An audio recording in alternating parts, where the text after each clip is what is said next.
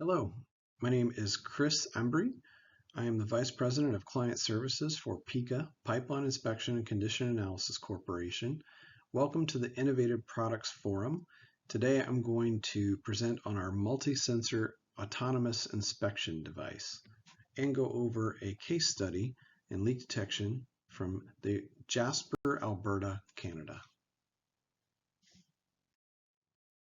The municipality of Jasper, Alberta reached out to us with a problem. They were losing approximately 317,000 gallons of water per day. They had already attempted other methods to locate their existing leak. They used a data logger, which is a external sensor or array of sensors that listen for leaks and triangulate to try to find the location. They also used a ground microphone, which is an external microphone that is operated by a technician listening along the ground to try to locate and listen for where a leak may be occurring. We proposed our solution, which was an autonomous inspection device, an inline leak detection device.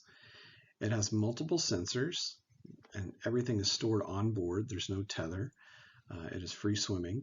It does have a high resolution acoustic sensor, which was the primary sensor that we used to locate the leak.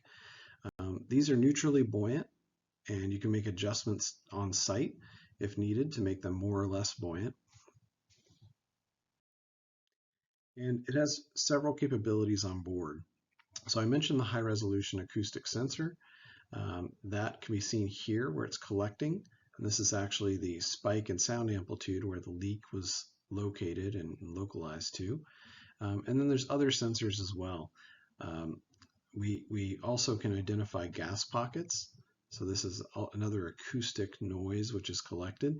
And then that is post-processed, and a data analyst can differentiate between a leak, which has that sound spike, and a gas pocket, which is more of a gurgle. We collected magnetic data as well. So this is the magnetometer. This can sometimes pick up pipe joints or changes in material. It also helps locate where we are in a pipe.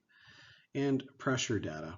Hard to see there, it's at the bottom, but we collect pressure data, which can also yield elevation changes. And this is what a leak sounds like.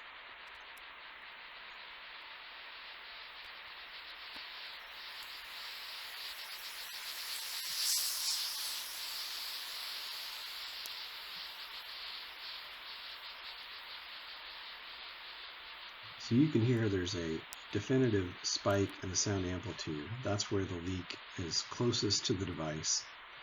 So as it travels through, that sound spike is apparent. So we use these different data sets as well as a time distance calculation to localize the anomalies or defects that we find, and essentially create a report that summarizes where the leak is with payout.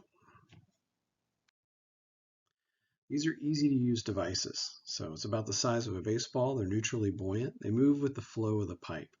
So they're going to move at approximately the same speed as the flow moving through the pipeline. Data can be uploaded and reviewed within 72 hours. So everything's stored on board. It needs to go into the pipe and come back out. These are user-focused and deployable by the utility or a consultant.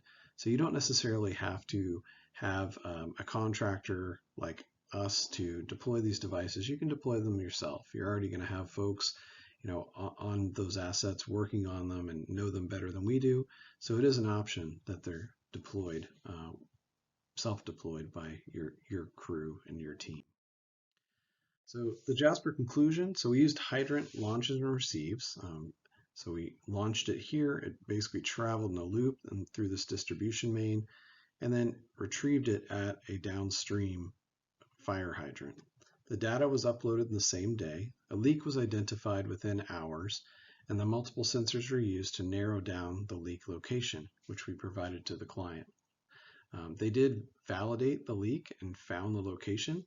So one of the advantages with an inline device is, as you can imagine, as it travels through the pipeline, it's going to be within at least a pipe diameter of the defect or anomaly that it's reporting on.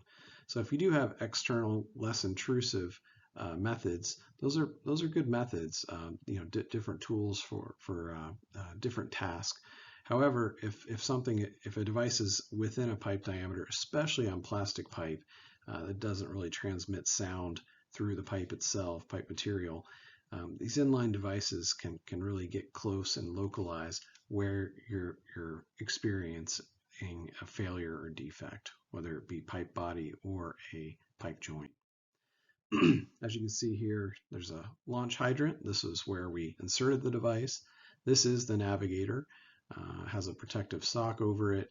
This is the acoustic sensor that's mounted to the outside of the device. Everything, all the other sensors or everything is collected and stored inside the device. And this was the catch mechanism. So at the downstream fire hydrant, water was expelled. It can be dechlorinated, and basically the device is caught while water is still able to flow and discharge. But thank you very much for your time today. I hope you enjoyed our presentation on our autonomous inline device, multi-sensor device, and have a great rest of your no-dig show. Thank you.